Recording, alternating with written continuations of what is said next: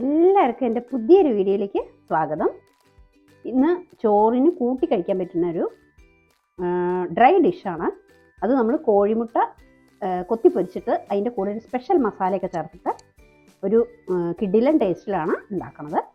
സാധാരണത്തെ പോലെ ചോറിൻ്റെ കൂടെ സൈഡ് ഡിഷായിട്ടല്ല ഞാനിവിടെ കോഴിമുട്ട കൊത്തിപ്പൊരിക്കുന്നത്. ചോറിൻ്റെ കൂടെ മെയിൻ കോഴ്സ് ചോറ് കൂട്ടി കഴിക്കാൻ പറ്റുന്നൊരു അട്ടിപ്പൊളി മസാലയും കൂടി ചേർത്തിട്ടാണ് ഇതുണ്ടാക്കുന്നത്. പുളിപ്പ്, എരിവ്, ഉപ്പ് എല്ലാം ഒത്തിണങ്ങിയിട്ടുള്ളൊരു മസാലയും കൂടി ഇതിൽ പൊടിച്ച് ചേർക്കുന്നുണ്ട്. അത് വെച്ചിട്ടുള്ളൊരു മുട്ട കൊത്തിപ്പൊരിക്കലാണ്. അട്ടിപ്പൊളിയാണ്.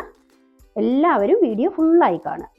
ഇങ്ങനെ ആർക്കൊക്കെ കോഴിമുട്ട ഈ മസാലയുടെ കൂടെ ഇങ്ങനെ കൂട്ടി കഴിക്കാൻ ഇഷ്ടമുണ്ടെന്നൊന്ന് പറയൂ കേട്ടോ. അപ്പം ഇനി വീഡിയോയിലേക്ക് കിടക്കാം. അപ്പോൾ ഇതിലേക്ക് നമുക്ക് ഒരു സ്പെഷ്യൽ മസാല തയ്യാറാക്കിയെടുക്കണം. അതിന് വേണ്ടിയിട്ട് ഞാൻ ഇവിടെ ഒരു 1/2 ടീസ്പൂണ് മല്ലി, ഫുൾ മല്ലിയാണ് ഇടുന്നത്. ഒരു 5-8 അല്ലി വെളുത്തുള്ളി, പിന്നെ ഒരു കുഞ്ഞു കഷ്ണം പുളിയാണ്. നമ്മുടെ നാടൻ വാളൻപുളി ഉണ്ടല്ലോ, അതാണ്. നല്ല സോഫ്റ്റാണ്. അതിട്ടു. 1/4 ടീസ്പൂണോളം ജീരകം, 1/2 ടീസ്പൂണ് പെരുംജീരകം, ഒരു 2 കറിവേപ്പില ഇടുന്നുണ്ട്. ഇതൊന്ന് നന്നായി പൊടിഞ്ഞ് അങ്ങനെ ആവണ്ട, ഒന്ന് ചതച്ചെടുക്കുക വേണ്ടുള്ളൂ കേട്ടോ. കാശ്മീരി ചില്ലി പൗഡർ കുറച്ചധികം ഇടാം, ഒരു 2 ടീസ്പൂൺ ഇടാം.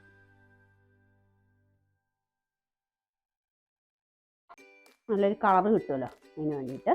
ലാസ്റ്റ് ഇതിലേക്ക് കുറച്ച് ഉപ്പ്, മസാലയ്ക്ക് വേണ്ട ഉപ്പിട്ടാൽ മതി. കോഴിമുട്ട നമ്മൾ കൊത്തിപ്പൊരിപ്പിക്കുമ്പോൾ ആദ്യം നമുക്ക് ഉപ്പിടണം.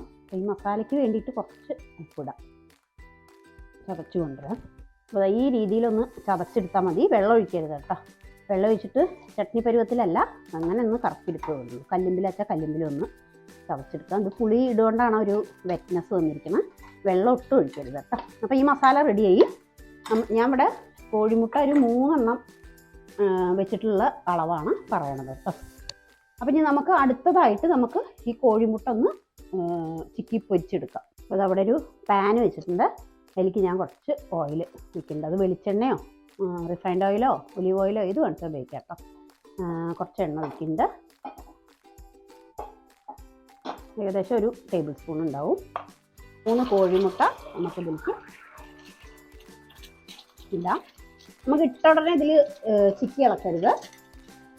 അതിന് ശേഷം കുറച്ച് മഞ്ഞൾപ്പൊടി ഒന്ന് വിതറി കൊടുക്കാം. കാശ്മീരി ചില്ലി പൗഡർ തന്നെ കുറച്ച് ഇതിലും ഇട്ട് കൊടുക്കുന്നുണ്ട്. പിന്നെ ഒരു നുള്ള് ഉപ്പും. നല്ല ടേസ്റ്റാണ് കേട്ടോ. ചോറിന് വേറെ ഒഴിച്ചു കറി ഒന്നും വേണ്ട. ഇതന്നെ കൂട്ടി കഴിക്കാൻ നല്ല അടിപൊളിയാണ് കേട്ടോ. സമയമില്ല, ഒഴിച്ചു കറി ഉണ്ടാക്കാൻ സമയമില്ല എന്നുണ്ടെങ്കിൽ ചോറും ഇതും വെച്ചിട്ട് അടിപൊളിയായിട്ട് കഴിക്കാം. ചൂടോട് കൂടിയിട്ടാണ് അത് ടേസ്റ്റ് ഉണ്ടാവുക. പെട്ടെന്ന് ഉണ്ടാക്കാൻ പറ്റും ചെയ്യും. അപ്പോൾ അത് അടിയിലൊരു ബലം വന്നു കഴിഞ്ഞാൽ ഒന്നിങ്ങനെ ചിക്കി ഇളക്കാം. ഇതിനൊരു സ്പെഷ്യൽ മസാല നമ്മൾ മിക്സിയിൽ ചതച്ചെടുക്കുന്നുണ്ട്. അതാണ് അതിൻ്റെ ടേസ്റ്റിൻ്റെ സീക്രട്ട് കേട്ടോ. ഇതിൽ നമ്മൾ ചോറിന് കൂട്ടി കഴിക്കാനുള്ള ഒരു ചെറിയൊരു പുളിപ്പൊക്കെ ഉണ്ടെങ്കിൽ നല്ല ടേസ്റ്റ്. അതിന് വേണ്ടിയിട്ടാണ് നമ്മളൊരു നാടൻ പുളിയുടെ ഒരു ചെറിയ കഷ്ണം ആ അരപ്പിൽ ചേർത്തത്. അത് നല്ല രീതിയിലായിട്ടുണ്ട്. ഇത് ഓഫ് ചെയ്തു കേട്ടോ. ഇനി നമുക്ക് മസാലയിലിട്ട് ഒന്നും കൂടി മൂപ്പിക്കാനുള്ളതാണ്. അത്ര മതി. ഇത് മാറ്റി വയ്ക്കാം. അപ്പോൾ നമ്മൾ വേറൊരു പാൻ വെച്ചിട്ടുണ്ട്. അതിലേക്ക് വീണ്ടും ഓയിൽ ഒഴിച്ചു. ഇതിന് താളിപ്പിന് വേണ്ടിയിട്ട് ഒരു 1/2 ടീസ്പൂണ് കടുക്, കുറച്ച് ജീരകം, ഒരു 1/4 ടീസ്പൂണ്.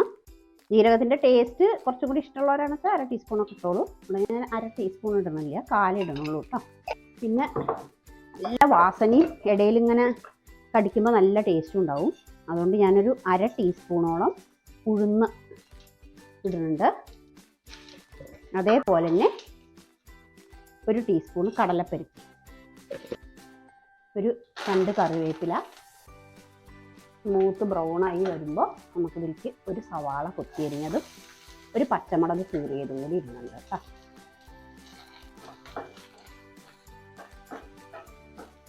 ഒന്ന് വഴന്ന് ഒന്ന് ചെറുതായിട്ടൊന്ന് ട്രാൻസ്പെറൻ്റ് ആയി വരുമ്പോൾ നമുക്കിതിലേക്ക് ചതച്ച് വെച്ച മസാല ഇടാം. ചതച്ച് വെച്ച മസാലയിലും കോഴിമുട്ടയിലും നമ്മൾ ഓൾറെഡി ഉപ്പ് ചേർത്തിട്ടുണ്ട്. ഇനി വേണമെങ്കിൽ മാത്രം ചേർത്താൽ മതി കേട്ടോ, കൂടിപ്പോവരുത്. പിന്നെ കാശ്മീരി ചില്ലി പൗഡർ നമ്മൾ മുട്ടയിലും ഇട്ടിട്ടുണ്ട്, അരപ്പിലും ഇട്ടിട്ടുണ്ട്, ചതച്ചതിലും ഇട്ടിട്ടുണ്ട്. അപ്പം ഞാനൊരു പച്ചമുളകാണ് കീറിയിട്ടിട്ടുള്ളൂ. ഞാൻ എരിവ് വേണ്ടാന്നുള്ളവർക്ക് ഇത് സ്കിപ്പ് ചെയ്യാം കേട്ടോ, മുളക് ഇടണമെന്നില്ല. അതാ ഈ ഒരു പരുവാകുമ്പോൾ നമ്മളിതിൽ ചതച്ച് വെച്ചിരിക്കണം പുളിയും എല്ലാം കൂടി ഉള്ളത് എനിക്കിടാം. ഈ മസാല ഇടുമ്പോൾ തന്നെ നല്ലൊരു മണം കേട്ടോ. ആ പച്ചമല്ലിയല്ലേ നമ്മൾ ഇതിൽ പൊടിച്ചെടുത്തേ, വീട് മൊത്തം ഒരു നല്ലൊരു മണമാണ്. ഇതൊന്ന് ഈ ഉള്ളിയായിട്ടൊന്ന് യോജിച്ച് വരട്ടെ. ഇതിൻ്റെ കട്ടൊക്കെ ഉണ്ടാവും, പുളിയോട് കൂടിയിട്ട് ചതച്ചതായ കാരണേ ഇങ്ങനെ ഉണ്ടയായിട്ട് കിടക്കുന്നുണ്ട്. ഒക്കെ നമുക്കൊന്ന് ഈ ഉള്ളിയോട് ചേർത്തിട്ടൊന്ന് ഇങ്ങനെ ഉടച്ചു കൊടുക്കാം. എല്ലാവരും വീഡിയോ കാണുന്നുണ്ടെന്ന് അറിഞ്ഞതിൽ വളരെ സന്തോഷം കേട്ടോ. കുറേ പേര് റെസിപ്പി ഇടുന്നതിന് ഒരുപാട് നല്ല നല്ല എൻകറേജ്മെൻറ്റ് തരുന്നുണ്ട്. അതിനൊക്കെ ഒരുപാട് നന്ദി. നല്ല നല്ല റെസിപ്പി ആയിട്ട് നല്ല സിമ്പിളും എല്ലാവർക്കും ബാച്ചിലേഴ്സിനും എല്ലാവർക്കും ഉണ്ടാക്കാൻ പറ്റുന്ന റെസിപ്പികളാണ് ഞാൻ അധികം ട്രൈ ചെയ്യണത്. അപ്പോൾ അങ്ങനത്തെ റെസിപ്പി ആയിട്ട് ഇനിയും വരാം. വീഡിയോ ഫുള്ളായി കാണുക, സ്കിപ്പ് ചെയ്യാതെ. എല്ലാവരും ലൈക്ക് ചെയ്യുക, ഷെയർ ചെയ്യുക, സബ്സ്ക്രൈബ് ചെയ്യുക. ഇതിലൊന്ന് ഉപ്പ് ചെക്ക് ചെയ്യുന്നുണ്ട് കേട്ടോ. ഉപ്പ് ഇതിലുണ്ട്. ഇനി കോഴിമുട്ടയും കൂടി ഇട്ടതിന് ശേഷം നമുക്കൊന്ന്, അപ്പോൾ ഇടുകയാണെന്ന് വെച്ചാൽ ഇപ്പോൾ ഉപ്പ് ഇടണം. കോഴിമുട്ടയിൽ നമ്മൾ ഓൾറെഡി ഇട്ടതാണ് ഉപ്പ്. അപ്പോൾ ആ മസാല മൂത്ത് വന്നു.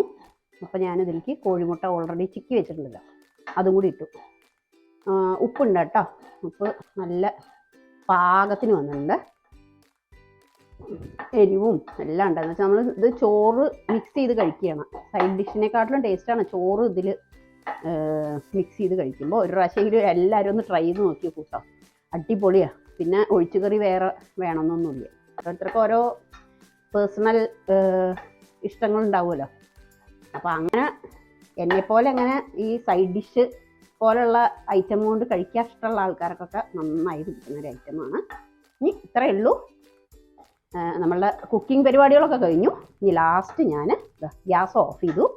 ലാസ്റ്റ് ഇതിലേക്ക് നമ്മൾ എപ്പോഴും ചെയ്യണ പോലെ കുറച്ച് മല്ലിയിലയും കൂടി ഇട്ടാൽ അടിപൊളിയായി. പിന്നെ നമ്മുടെ ഡിഷ്